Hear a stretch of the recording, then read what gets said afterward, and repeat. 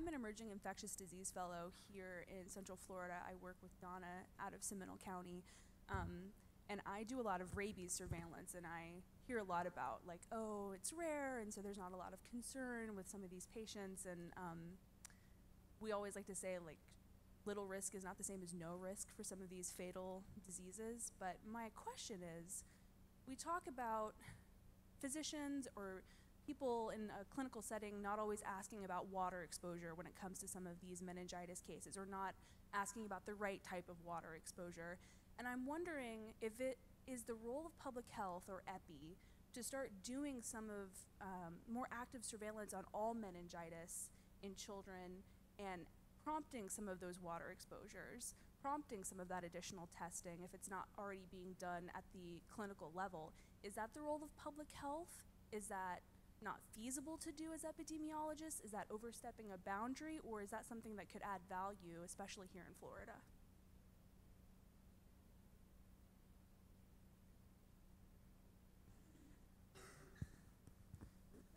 You know, that's a really interesting question, because it reminds me of something that was developed, I think, in the late 1990s, called the California Encephalitis Project. And they created a somewhat standardized protocol for working up any patients that were hospitalized for encephalitis, with guidelines on what to test for. And as they acquired new information, they would modify their protocols and add tests. And although that project is no longer ongoing, some of the information that was generated from that, from the data that they collected, was groundbreaking. And we've learned new things about some of the more common causes of encephalitis in kids that I didn't even know about 15 years ago. So we've had this kind of a discussion among some of my colleagues at our institution. Wouldn't it be great if we could have a Florida encephalitis project, where we could have recommended protocols for how to work up patients when they get admitted? Because as it is, you get worked up based on what the doctor who sees you recommends, and it's not standardized. I think that could be very useful. And that public health could help in developing the protocols and advertising them. Another thing that we had discussions around is that if we could ask the hospital systems to keep those isolates, those specimens, for a longer period of time, so that we could do further studies, because as it stands now, they're 3 days to a week, depending on the hospital system. So it's very difficult to do retrospective studies when you don't have the isolates there. So something we have considered. Yeah, and the California Encephalitis Project did that as well. They kept their specimens longer so that they could then retrospectively dig up those specimens and test them for new things as they learned about them. Now nowadays, in the past, we used to do one single test or send, tests separate. Now as a clinician, we have the possibility to do what is called multiplex PCRs, and although Naegleria or the amoebas are not included, maybe something to look into the future. And also now we're moving more into technologies called like metagenomics or next generation sequencing testing. And right now there are several labs that offer the test for blood, but there are other labs that are working on metagenomics or next generation sequencing on CSF with a turnaround time that is quite fast. So once that gets validated and it goes, into the clinical practice, now, in the future, we may be able to get a lot of answers just with a sample in a quick around time, and instead of being sending, test by test. So that's coming, it's already available in the blood and in tissue, and most likely it's going to be available and validated on CSF soon as well. Also, I'm the emergency medicine physician here at Advent Health. I'm actually the physician that took care of their son. That being said, the world's all, I look at it now a lot differently, but EMR rules medicine. Your question is very, very true. Like, why is this question asked more often when these kids walk in the door? It's awareness, but it's also, if we are able to also get a hold of Cerner, Epic, these large computer companies that have all the EMR capabilities, to incorporate it into our IT world, I think that would help, because it's hard to get sometimes this word out to everybody. We do it, we talk about it, but that's just built into the system. I mean, it seems like a very simple question to ask, and it really should be, but it's not. And that's why we're still kind of delayed in getting this treatment, because it's about, once you hear the word amoeba it's like for me, it's like a heart attack. It's a person coming in with a stroke. That is me calling ID specialists immediately, neurosurgery immediately, infectious disease, getting everybody on the same page, because that child's, it's not even a child, it's in the adult population too. And we I think forget a little bit about that. And so it's being incorporated in both the adult and the pediatric world. So with that being said, that's where I kind of look at what could be helpful with that question. I mean, that question is such a powerful question now for me when I see patients coming into the ED, and that's what I teach my other attendings and my other residents. But I think EMR has a great role in this in the future. I think that really should be a place that we should even reach out to and get that on board. But yes, that's a great question. Why is that not asked more often? So.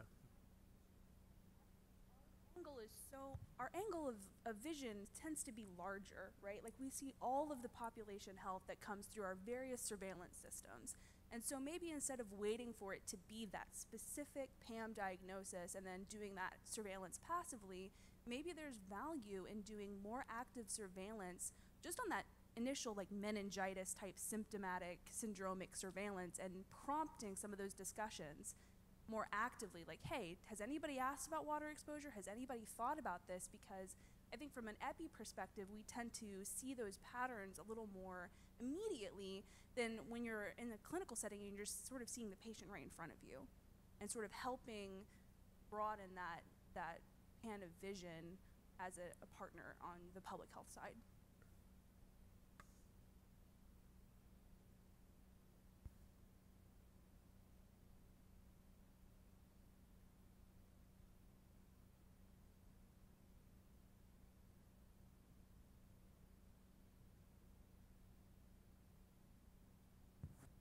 Adding on to that discussion, we use the meningitis multiplex PCR panel almost routinely in pediatrics when we do spinal taps on kids, because it's hard to get that fluid and you really want to make the diagnosis.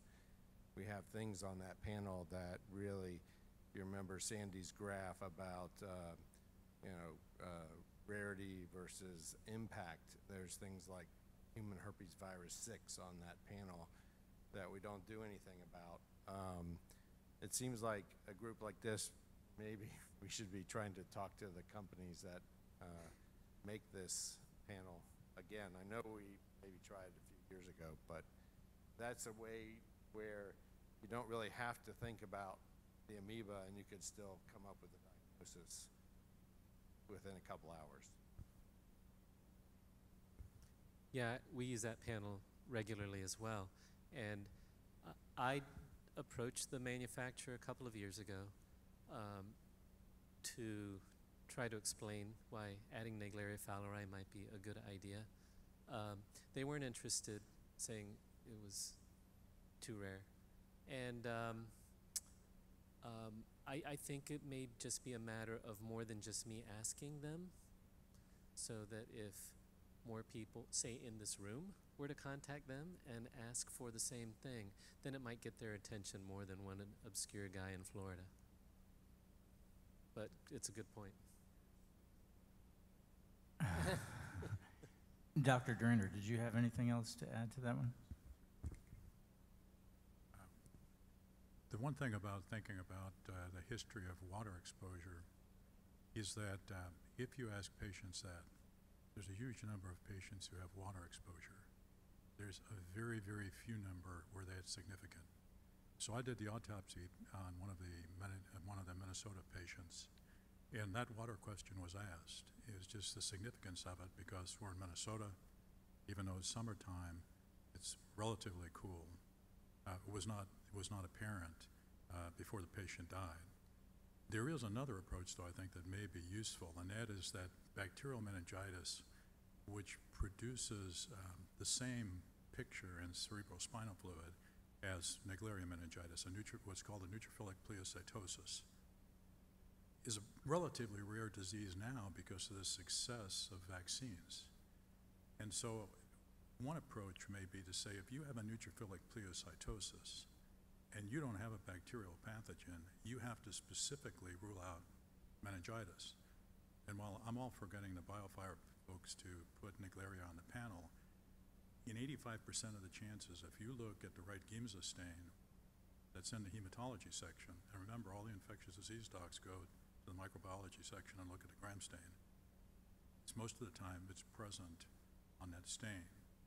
So, given the technology that's available in every hospital, if you change it and saying, if I have a neutrophilic pleocytosis and I don't have a bacterial pathogen, I have to specifically exclude it. One of the issues about specifically excluding Naegleria fowleri is that you've already heard that it's missed both by pathologists and by laboratory technologists. The reason is that it looks very similar in the right Giemsa stain. So you have to think to yourself that I'm looking specifically for amoeba, and that's why it does take an additional step if you have a neutrophilic pleocytosis, because if you assume that the pathologist or the lab technologist has seen it, the odds are they haven't, because it's close enough. But if you ask them specifically, exclude it, you don't really have to be an expert to an amoeba when you look at the slide if you're looking specifically for something that's not a blood cell, because it'll look different. That's an approach, another approach to consider.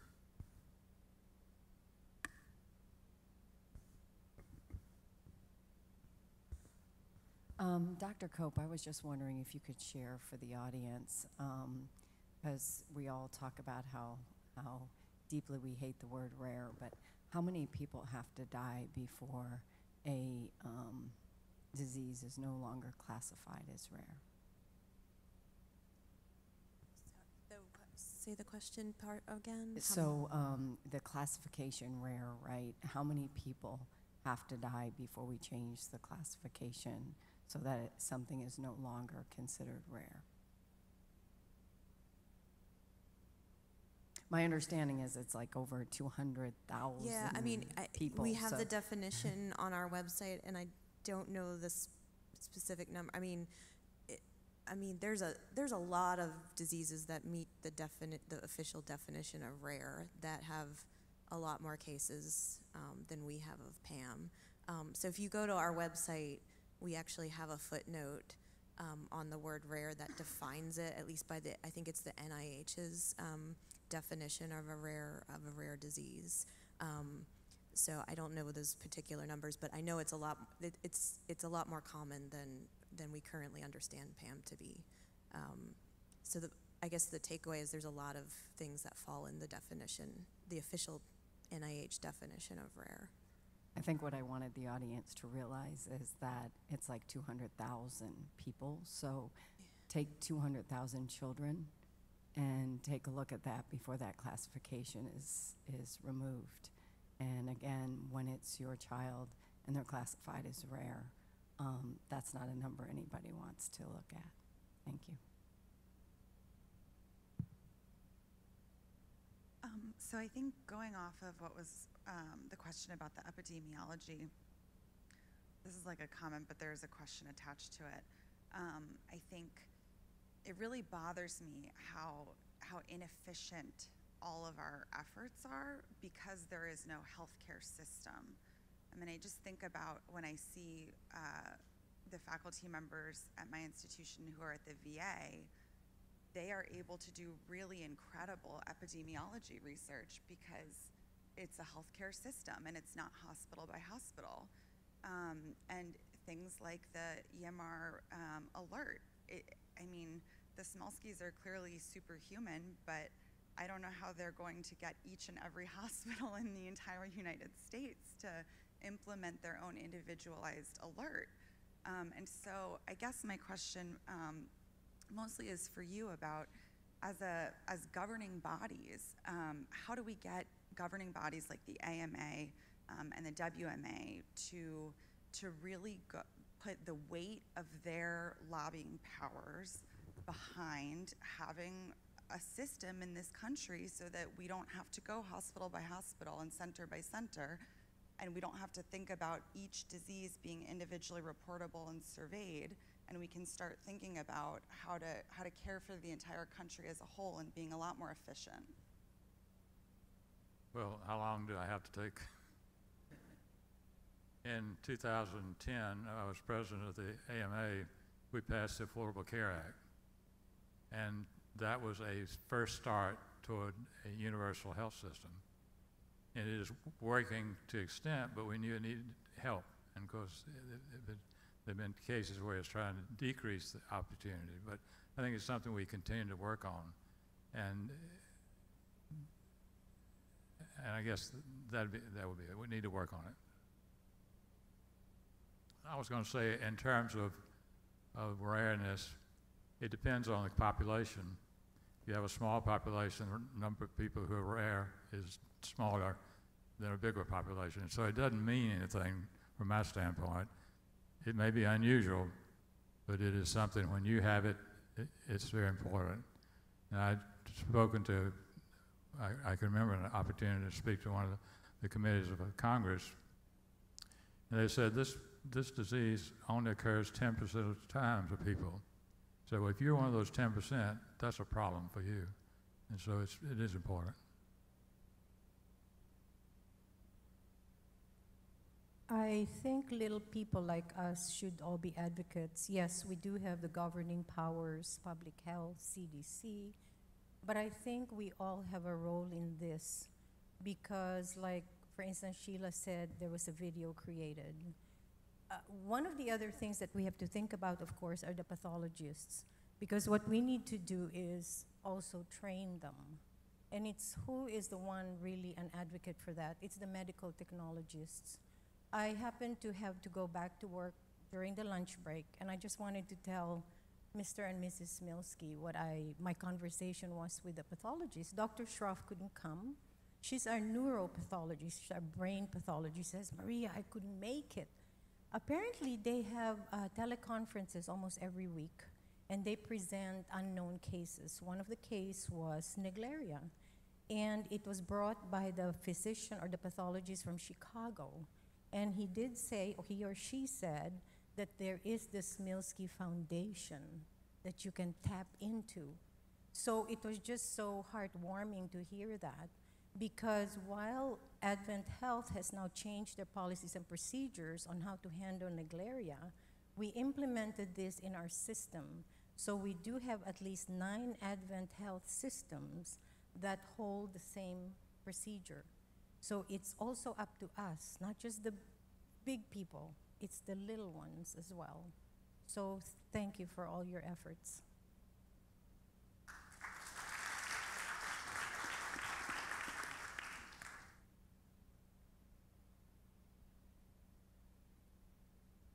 So I had a question for drug discovery. In the mouse model, when you infect the mice, what's the route of administration in terms of drug delivery? Is it IV or?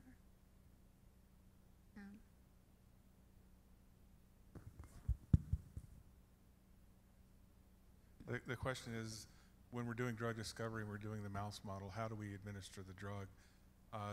In the case of the posaconazole study, we actually used the clinical formulation of posaconazole that can be given IV, but many of the drugs, especially early on in discovery, we usually have to give them with an oral route, but we would like to then develop those into something that could give, by injection, either IV or sub-Q. But that's a step or two down the line. So there are ways we can address some of those issues with very early compounds, but something like posaconazole we were able to test right away. Yeah, and I think that's really interesting when you said that, as the infection progresses, the blood-brain barrier breaks down, and that's good in terms of getting drug to the brain. Have you ever considered having intranasal administration, since that's the route of infection? It's a great idea, and we've thought about that from A lot of work has gone on with looking at these nanoparticles or small particles that you can coat or encapsulate drug in. And that's probably the easiest route to get to the brain for many things that can't get across the blood-brain barrier. I don't think we've come up with something in our own lab that's usable to do that route yet, but it's been at the top of our list of things to try. Okay. Yeah, it's a really good idea. I know several people around the world are thinking along that line. And I have another question. My other question is in terms of targets. When we had the talk about attachment to tissue, is one of your targets certain receptors for attachment? With few exceptions, Francine can correct me, we don't know that much about what are the key receptors that they would attach to. I think that would really inform, like Melissa's talk was great, but if the cysts are trying to exist and then attach, what is it they're trying to attach to? We don't really understand that well enough yet. So Okay. we're approaching that from, right now, some of the targets that we think at a metabolically different or druggable targets. And this is a term we use a lot in drug discovery. If the target has been druggable in another disease state and it has an effect, then maybe we can do the same thing for the amoeba. So we take multiple things into consideration when we try to identify and prioritize targets. But at some level, it's an educated guess because there's so many different things we could target. So we have to focus and try to go after the ones we think are the best. Yeah. And, oh, go ahead. The only thing I can say about the cyst infections is that when we do it in vitro, when we put the cyst on a tissue culture, they have to sit there for at least 24 hours before they attach firmly. You know, it doesn't happen immediately. So I think that's why the cysts are not infectious in vivo, in the nasal passages, because they just can't stay there long enough. They don't stay there long enough to attach. Right. And for the amoeba to attach to an epithelial cell in the nasal passage, I'm sure there are going to be specific receptors that allow the trophozoite form to attach. And it may be, the thought comes to mind, you know, someone asked what may be the difference, why do some people become infected more readily than others? That may be one potential reason, just a certain specific type of receptor that allows, you know, easier attachment than others. Those are great questions, and I think that's really a future, you know, for research. We just don't know what any of the receptors, at least I don't know. I can't answer that. Good. So maybe somebody else knows about receptors and what they're attaching, you know. I will add, you know, studies of microbiome, other organisms which are in the nasal passages, haven't really been done with this organism, but they have with some other infectious agents that can go through. It could be that there are microbiome differences where the amoeba persists longer in the nasal passages and invade. These are, I think, great research questions that should be addressed at some point. But right now, when I say there's research questions, we could go for days about what we don't know compared to a few hours about what we do know about this organism, unfortunately. I appreciate your work and just fantastic, and thank you. Thank you for your Thanks responses. for the great questions. I don't mean to delve into that more, but I guess it's just on our heads as to why somebody gets it, and then everybody keeps making statements as kids being the victims of amoebas. And I understand that it affects everybody, but we see so many younger people getting infected. I don't know if that's statistically correct or if we just see parents that are starting foundations, so it's more brought to the awareness more easily than we see maybe other cases. And just an uneducated observation, is there something in the human biology because of their age as to why they're getting infected? I think Jennifer should take that one. I can speak to just the pure data statistics for age. So for Naegleria, it is definitely a median age in the United States is 12, and then it's 14 in that global case series. So it definitely does seem to affect younger people. I think the predominant theory is that is more a behavioral thing than a biological thing, but others can weigh in on that. For Balamuthia and acanthamoeba, in the United States, Balamuthia, the median age is actually in the 30s. So Balamuthia has a very wide age range. In fact, the age range in our case series in the United States is 4 months to 80, I think 80 some years. So it's a very equal opportunity amoeba, unfortunately. And acanthamoeba, the median age is also, I believe, in the 30s. We're currently actually looking at our U.S. Acanthamoeba case series for that data. And that's primarily, acanthamoeba primarily infects immunocompromised people, which obviously can happen to anyone, but it does tend to be older patients. So that's the statistic part. But the comment is that everybody is pretty much susceptible to most of these infections, especially Balamuthia and Naegleria. It's just maybe the kids in the case of Naegleria are more opportune to get water up the nose, and maybe some of the people who are working in the soil and other things that you see associated with Balamuthia, it's just that's where we see the most cases. It doesn't mean that everybody is not susceptible, which I believe is probably the case. And there's also, at least now, we're getting a lot more cases with acanthamoeba keratitis, and so that's something that everyone should be aware as well, with those that are wearing contacts and going, water as well. It's now I think I've had like at least 10 or 12 just the last month, and so it's there. It's an amoeba. So.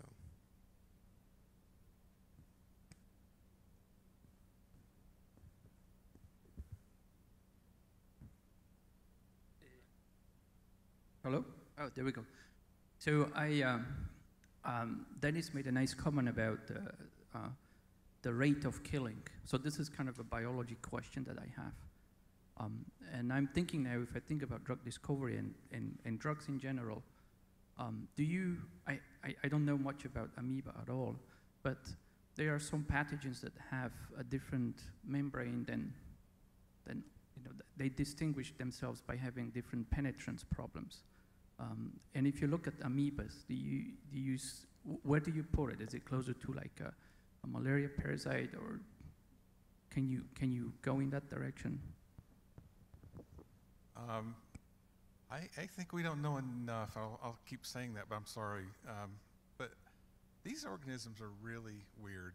When we put things on them that normally will stain the membrane of most eukaryotic cells, and you can watch them for hours sometimes, or even days, these things disappear within minutes or 30 minutes. And so the turnover of the membranes of these organisms, especially Naegleria in our case, is quite dramatic. So it could be that maybe things are permeable, but they also have, and Francine can talk about this more, about they have this osmotic way of dealing with solutes that they can export those, and maybe that's one way they get rid of a lot of things is they go into the cell and they're exported very quickly out. But what is permeability for different compounds? But I know Chris in our lab is very focused about looking at differences in membrane composition, and is that a target for drugs? And I don't know if Anjan wants to comment on that, because he's been working in this area. Dr. Debnath, who's from the University of California, San Diego, is here today. I don't know if you want to say something about that.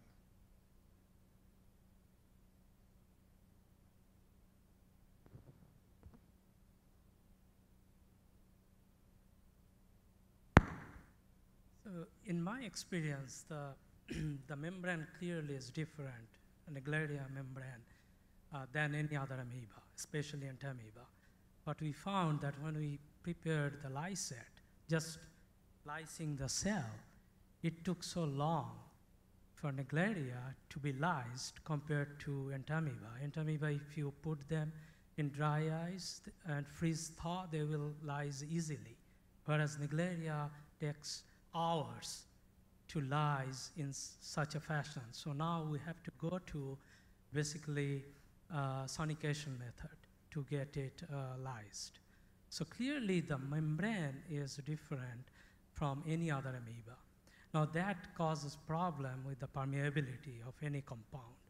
So what we try to do nowadays that we put the drugs with the amoeba and then observe them over 48 hours, 72 hours, and check if the drug is really entering amoeba or not.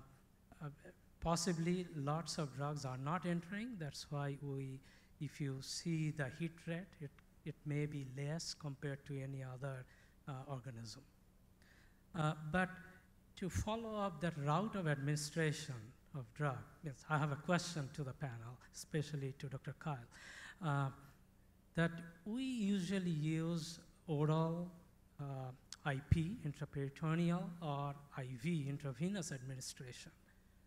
Now, Dr. Kyle, you know very well that we set the bar so high for our mouse model.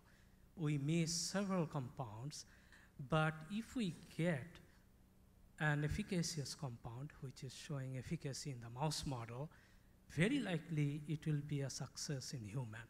And that was the rationale why we set the bar so high for our animal model study. Now in the morning, Dr. Liriano mentioned about external ventricular device, which they used for the intervention for the patient who had successful outcome. Now, should we consider intracranial administration of drug, which will directly deliver to the brain? We don't have to consider blood flow, other blood-brain barrier. Since it has been used interventionally in the patient, intranasal administration is used in other cases, but so far not in the management of PAM. But EVD has been used. Maybe we should try to deliver drug intracranially, and our clinician panel can help us how to do that in the mouse model, giving some suggestions. So I'll answer the first part about the route that we use in drug discovery. Just like you guys, if we have something that is not well absorbed orally, then we try to give it intraperitoneally in the early stages, because that's the best route to try to get some exposure. But we're always looking towards the end game, and that it would be IV formulation would probably be best. And your other question about should we be going directly to intrathecal or other routes directly into the brain, I think I asked the physicians that same question at the first Amoeba conference. So I don't know if anybody here wants to make a comment. It's about that. So that's obviously if you have the infection there, you want the medication to be right there. That's what you are going to achieve the greatest concentration. The main thing for us as a clinician, there are not many safe medication that we can use intrathecal or intraventricular that are known. So the common medications are amphotericin, and basically just for PAM. We do gentamicin when we have bacterial meningitis that doesn't clear. And even in kids or in babies, when we do gentamicin, we struggle a lot when is the best time to do it, because the early studies with gentamicin intraventricular actually was an increased mortality of the babies. So they are not as easy to use, and they are not as safe to use. So to be able to move to intraventricular medication, there has to be a lot of safety studies before we get there, because you have to study, what is going to be the response of the brain with the inflammation, the chemical interaction. There's so many things. So there are not many available medications. There will have many clinical studies for safety before you can use it across the board. I agree. And just to restate what he just said is it scares us to squirt things into spinal fluid. So we like to have some information about the relative safety of squirting a drug into spinal fluid. Typically that starts in animal studies that then get graduated to stage 1 clinical trials in humans. We have a lot of information like that in treating cancer, brain cancers and leukemias in children, and they'll inject chemotherapy into spinal fluid, but only certain drugs because others are too dangerous. So it's a great thought when you worry about penetration of drugs across the blood-brain barrier from the bloodstream into the brain. but we are concerned about making things worse. And we just can't do a controlled trial of one group of PAM patients who get the drug injected intrathecally and another group of patients with PAM who don't get it intrathecally to see, does the intrathecal administration kill more of them? Because we need large numbers for that. Yeah, that's probably the question a very common question I get when we are listing out our recommended regimen. I get, do I have to give amphotericin intrathecally? And because nobody wants to do it. Can we follow up on your comment this morning about apparent reluctance of some of the treating physicians to actually lower the body temperature to 33? Is that, I mean, I know the CDC is an advisory role, and that's what you're doing with some of the other. What do you think is the reluctance? Is it just because it's not a usual way to do this? That's pretty much the same concept with the intrathecal medicine. It's not, there's a lot of side effects to this stuff, and so our role is less harm, right? And so we try to avoid more harming the children, and hypothermia does cause its side effects, and so a lot of reluctancies, even on this current patient that's having the actual treatment this morning when they called me. But I think, at this point, when it comes to at least hypothermia, it is a protective effect when it comes to this cerebral edema. And so that's where I argue is more of the cerebral edema versus the actual treatment for PAM. If not, a lot of reluctancies in the community or in the country with regards to because of its side effects. Even intrathecal, the same question I got this morning, do we do an EVD on this patient as well, and all this stuff, and the same thing. Reluctancy it's harmful.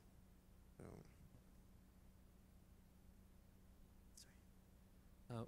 When we were developing our protocol, one of the many specialists I presented it to was the person who at the time was the head of our intensive care service. And he expressed a concern about whether it was necessary to do total body cooling, because he said that there was some newer information suggesting that total body cooling was less helpful than it was once thought to be in the management of patients with encephalitis. So, and understanding that, I decided to leave it in anyway.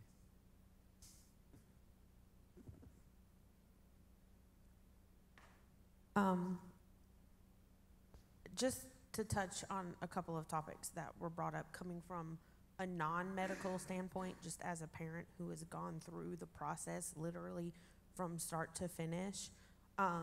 In regards to the question constantly being brought up about their social life and was there any exposure within the last, say, 2 weeks, when we were at the hospital, that question was asked many, many times, not only with the PICU team, but the neurology team and the infectious disease team, and our answer was always yes.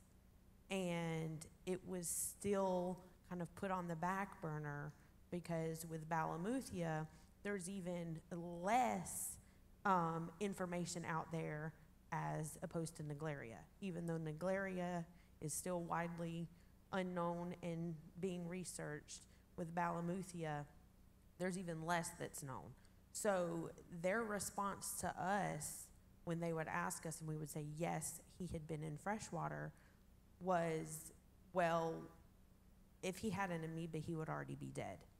And that was literally the response that we got. And even after they had stopped asking us the question in regards to freshwater, we still brought it up.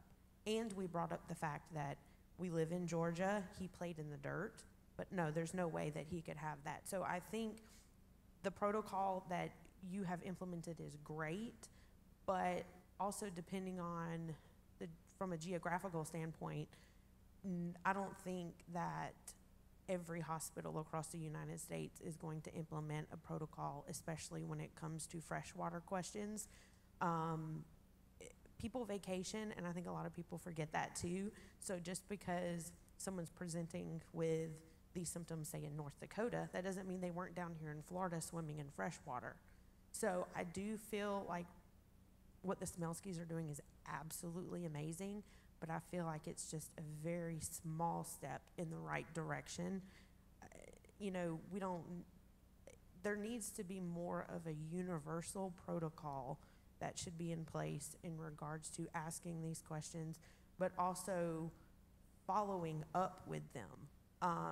Yes, they asked us the questions, but they didn't do anything about it. And when we finally got that initial diagnosis, it was because I had to ask the original doctor, just the pediatric doctor that was there that admitted him. Now, take in mind, he was already in the PICU. I had to ask for that doctor to come back up and be an advocate for us to push the infectious disease team to check for an amoeba, because as I sat there and watched my son decline day after day after day with no improvement, as a parent, what do? You take to Google. And of course, they're looking at me like I'm crazy. I'm the crazy mom that's finding these rare things on the internet. But when we got that diagnosis, by that point, it was too late. We were in the hospital for 15 days. You know, and the question comes up, well, if they had a protocol or had listened from the beginning with his social history, could they have possibly have got the multiplicine quick enough and started that cocktail of medication? And of course, after we got the diagnosis and I took to Google, I had asked them about lowering his temperature, and their exact words were, no, it's too dangerous. So, you know, there were several things that kind of happened while we were at the hospital. I think had a protocol been different, and had it been found sooner, and had they listened to his social history and actually taken that into account as opposed to just asking the question, they could have potentially saved him. And at that point, we would have taken the side effects and the risks from all of the medication and from lowering his temperature. So I just kind of wanted to add that from a different aspect. And that's exactly why we're here. I still get that even our ER physicians, even our local hospitals will tell some families it doesn't happen here or it doesn't happen in the pool. So that's why we're here, because of that fact. Because if not, it would still keep going. People won't believe that it actually hurt. And I understand what Shelley's asking. When does it change from rare to, oh, this is very common, right? Because of that, because we want to be able to spread it, to be like it's common. Yes, we do. We know what you mean when you say, oh, yes, he's been in water, you know, and that's exactly why. Yeah, I think it's not just awareness to the families, not to try to prevent and, you know, to bring the symptoms and the exposure. It's also awareness for the physicians to know that it's out there. So even as a pediatric infectious diseases, we don't see that many cases. You know, I trained with Humberto. We trained together in Dallas. As fellows, we actually got 3 cases just in 3 years of training. And then when I moved to Orlando, we got another one, I think, in 2016. And then I took care of Jordan. And even me that saw 3 in Dallas, 1 in Orlando, I missed the diagnosis. So it's not that easy. And then that's us that we have been exposed to probably a lot of cases. There are many physicians that have never seen one. And they probably read, you know, when they're studying the chapter, and then they forget about it completely.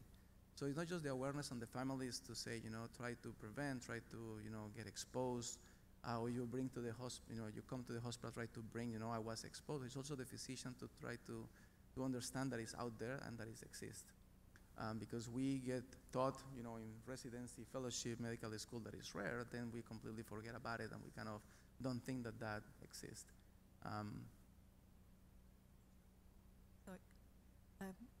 In response, maybe that would clarify something to you and Roman. Having looked at the genome, the entire genome of Naegleria, Acanthamoeba, and Balamuthia now, and having done deep sequencing on Balamuthia, Naegleria is actually, I don't understand why it's classified as an amoeba, because it's closer to leishmaniasis and trypanosomatids. So from the genome sequence, Balamuthia and Acanthamoeba are closer to other amoebas that we call amoebas than Naegleria. Naegleria is its own crazy thing, but I see Chris going like so. It is different. So the 3 amoebas, yeah, are on the surface, but if you look at the genetics, it's Naegleria on one side, amoebas on the others with Palamuthia and Acanthamoeba. To follow up on that, we didn't really talk about our drug discovery for Acanthamoeba or Balamuthia, but the disappointing thing for us right now is that when we find compounds which are active against one, they're not active against all the other ones. And so there doesn't appear to be magic bullets that hit all three. So we can't forget that. We should try to aim for it, but we should find things that work against Naegleria, Balamuthia, and Acanthamoeba, and go after those as hard as we can, because these organisms are actually all amoeba, but they're much more different than you appreciate from just looking at them.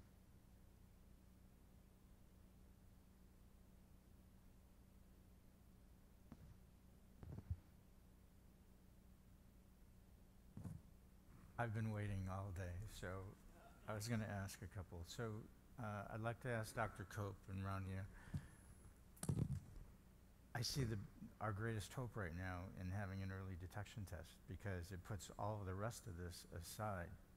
What does it take to get it to the field, and how long are we looking at?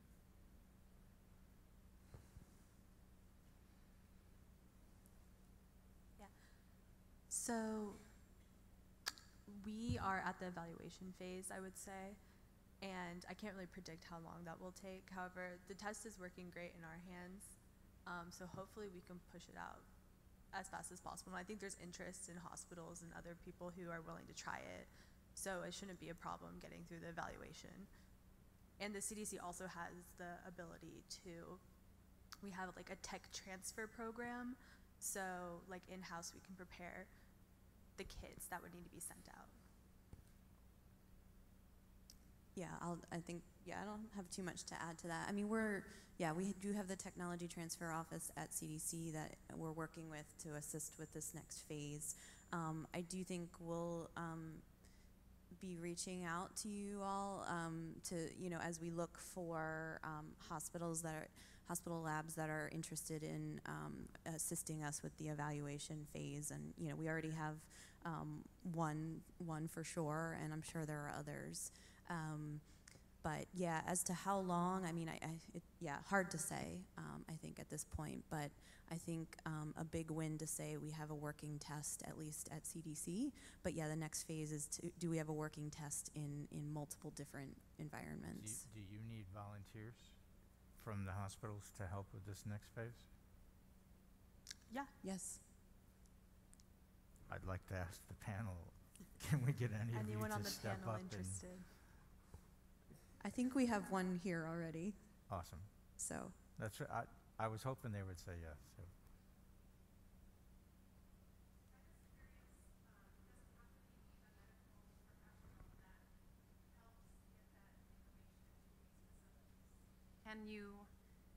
Can you have people that are already having these nonprofits be people that are advocates to talk to the facilities, to present the information? Will you guys train people to do that? yeah, like, can you be a liaison to a? I mean, it will need to be done in like a medical, center. But Right. yes, I think all the nonprofit organizations can definitely be advocates and liaisons to whatever medical center. It might be the one closest to you, or you already have a relationship with. Definitely, yes. Okay.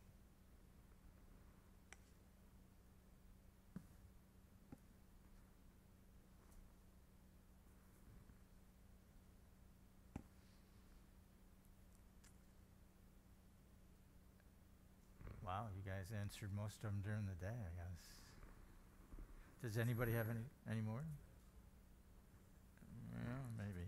Steve, while we're waiting for other questions, I will want to say something that in response to when you got up with the other family members of PAM victims, I think some of the impact you're never going to know about.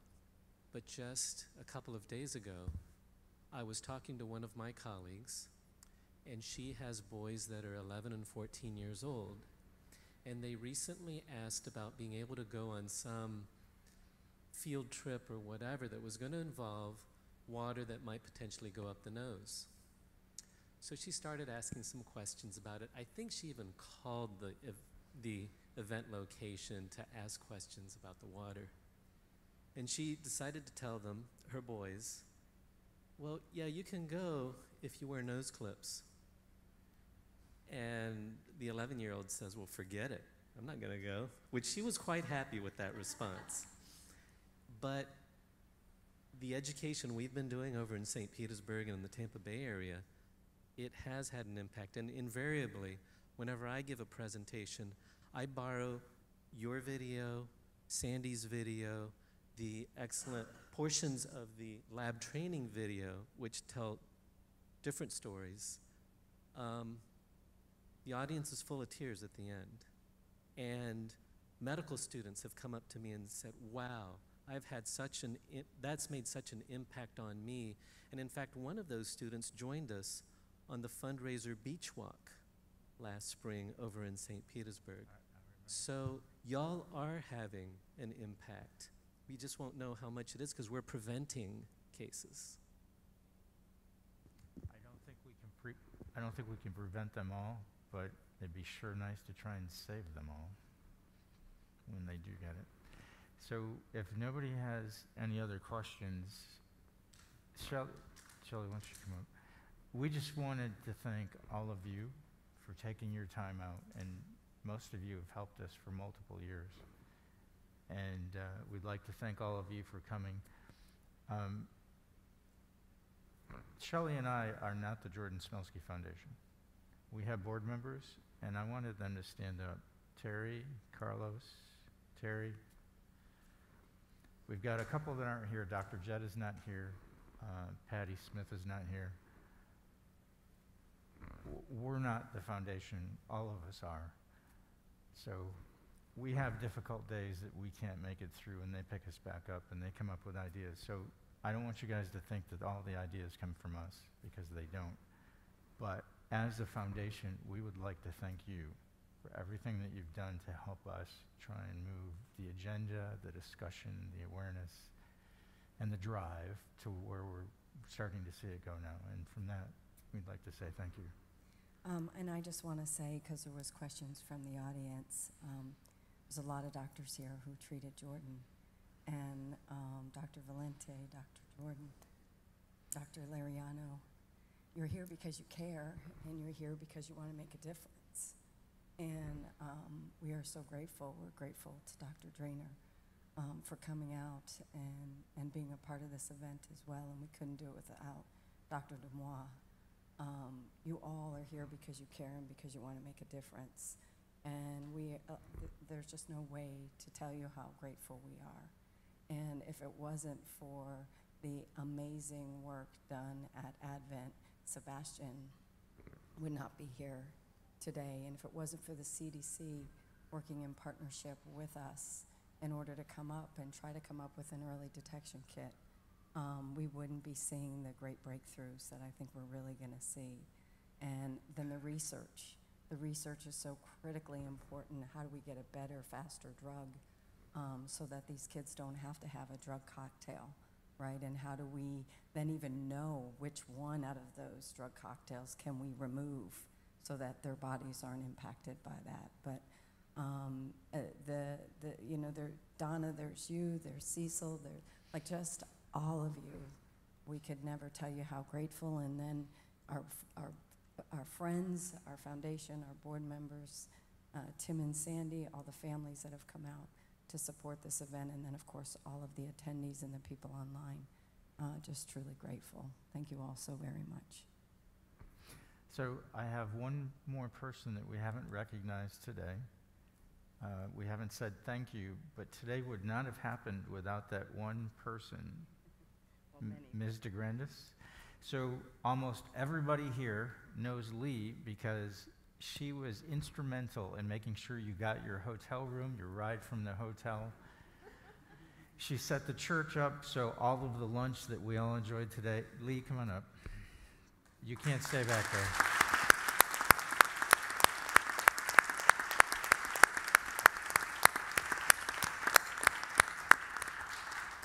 Thank you.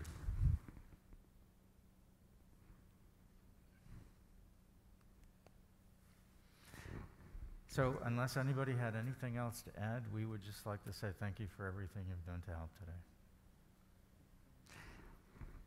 Would you all wait and take a couple pictures with us? Since I've got you, see, I didn't have to call you back up this time because you're already up here. We've got pictures from every PAM summit, and we would like to get the group together if you're okay with that. We've got a couple others, Sandy and Tim. Our board can come up. You can just turn that up. Melissa? So we're just going to take a couple pictures, everybody, and then we'll be released for today. And thank you for attending.